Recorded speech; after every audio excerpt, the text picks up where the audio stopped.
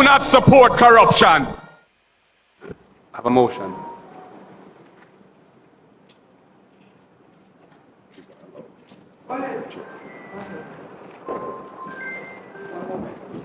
Please excuse me one moment. Oh.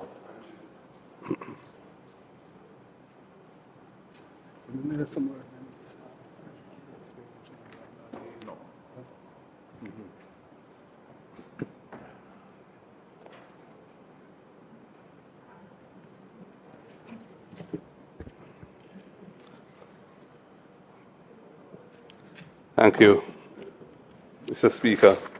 Mr. Speaker, whereas there is a ministerial code of conduct in place from 2002 that governs the conduct of members of the cabinet, and whereas the Prime Minister did not inform the people of Jamaica that he was being investigated by the integrity. Member, please.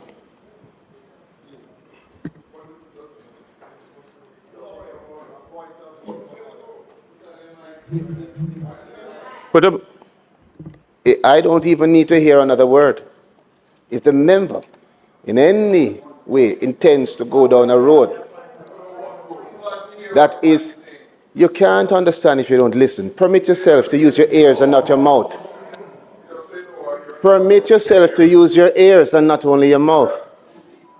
If it is that the member intends to travel down a road that is going to breach the standing orders in raising matters, let me just say it before, that are sub judice. Hold on, I'm just telling you, that cannot be accommodated in this house. So if that is the route, if that is the intention, if that is the intention, stop now. Member, judicial decisions that the motion relates to a matter that is now before the court, and if it is, because there is a matter now under judicial consideration, it ought not to be discussed as it is sub judice. At this time, I am now ruling that this motion will not be entertained.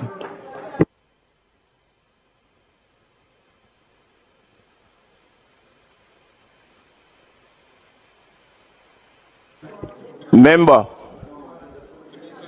if the I just made the I am saying to you, member, if it has anything to do with the matter that I just spoke about, then I'm ruling it out of order. We are not going to entertain it.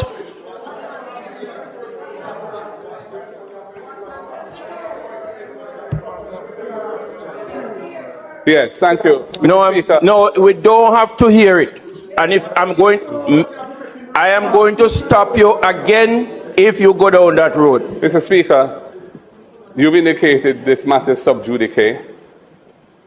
I'm not aware of that. However, what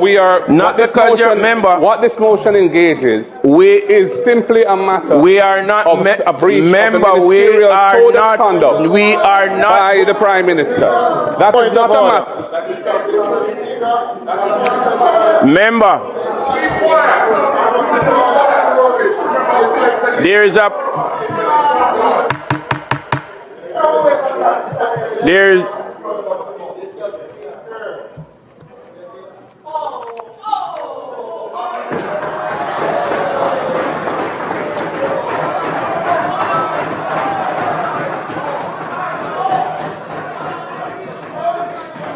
judicial decisions that the motion related to move a no confidence motion in Gordon House, in the House of Representatives. I was prevented from doing so on what I regard to be a spurious basis, a basis that cannot hold water. The basis that was put forward was that the matters on which my motion was based are now sub judice. In other words, because the Prime Minister has apparently sought judicial review of certain matters arising from what the Integrity Commission has decided in relation to his matter. However, my motion is not dealing with the substance of that report, but is dealing with his own conduct as Prime Minister. And I wish to read the motion now so you can hear it. Whereas there is a ministerial code of conduct in place from 2002 that governs the conduct of members of the cabinet, and whereas the Prime Minister did not inform the people of Jamaica that he was being investigated by the Integrity Commission from as far back as August 2023 for illicit enrichment, and whereas the concealment of this information by the Prime Minister is a breach of the ministerial code of conduct that guided the Prime Minister in removing from office ministers serving in the cabinet over which he presided, and whereas the annual reports of the Integrity Commission for 22-23 and for 23-24 stated that several members of Parliament, initially 6 and then 8, were under investigation for illicit enrichment, but none had come forward to disclose that he or she was under investigation, and whereas the Integrity Commission's investigation report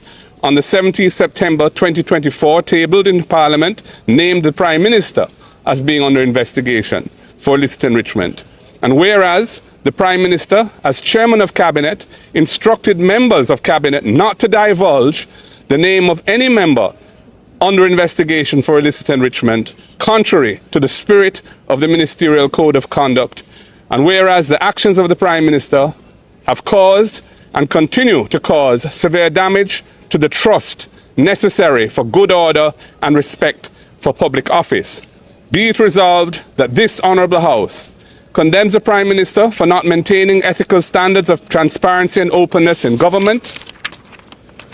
Secondly, censures the Prime Minister for his acts of covering up and concealment of the names, including his own, of those members of the Cabinet and or Parliament of which he was and may still be aware, but has kept them in positions of influence in the Cabinet with the effect of further undermining public trust in the institutions of government, and declares that the actions of the Prime Minister have severely undermined his credibility and trustworthiness, and that he no longer enjoys the confidence of this House. That was the motion that was to be put forward today and hopefully debated next week. We did not want it debated the same day that it was tabled. The Prime Minister is not here in Jamaica. That would not be right or proper. However, we were not allowed to proceed with the tabling of the motion because the Speaker herself had removed herself because the matter affected her husband, and the Deputy Speaker ruled that the motion was improperly brought in breach of the standing orders, relying on the sub judice rule, and so the motion will not go forward. And we think that that is an abuse of the rules of Parliament, and no confidence motions have a very high place in our constitutional arrangements. If a no confidence motion is passed in Parliament, the Governor-General has to dissolve Parliament and call elections. So that is in section, I think, 64 of the Constitution, subsection 5. So for them to block the opposition from bringing a motion on the alleged basis that the matter is sub judice is really, in my view, a bad and sad day for our democracy. Again, it's an example of freedom of speech, freedom of association, our democratic principles being undermined by the misuse of power by the majority in Parliament. It's a very serious matter, and that is why we asked the media to come and hear what we had to say. Thank you. Now that you were unable, Mr. Golding, to actually properly lay the motion before the House, yes. does the opposition?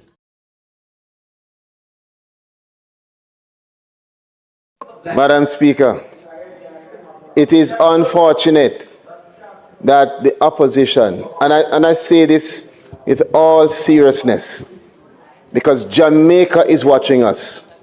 It is so unfortunate that the opposition has chosen to walk out on this issue. The opposition is led by an attorney at law who is fully aware that there is no ambiguity in the rule of sub judice. It is a rule that is essential in preventing interference in legal proceedings and preventing the risk of undermining the fairness of any trial or any matter that is before the court being adjudicated. But what will happen is that they will use it as a tool to attempt to cause persons looking on to think that there is an effort to block the motion. And that is what is unfortunate, the continuous effort to manipulate the minds of Jamaican people. And what I find disgusting is the discussions around integrity by persons who are willing to break down the integrity of this court proceeding for their own pursuit of power. In the pursuit of power, they are willing to breach, destroy, and cast away the rules, the standing orders, the law, anything that has to be done. Tear down people, mash up the country's reputation, all because of the pursuit of power.